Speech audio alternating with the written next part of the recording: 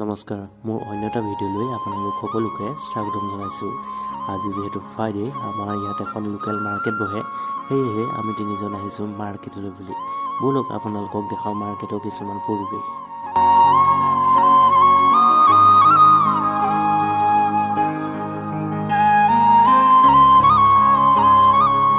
বজাৰ কৰি থকাৰ মাজতে আকৌ আহিলে এজাক বৰষুণ। এইফালে কিমান ঠাণ্ডা পৰিছে দেখিছেনে?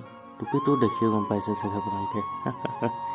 সেই ল'ৰাটো দেখিছেনে? কেঁচুৱাটো পিঠিত বান্ধি কেনেকৈ লৈ আহিছে। আমি পাহাৰ বগাই বগাই গৈ আছোঁ।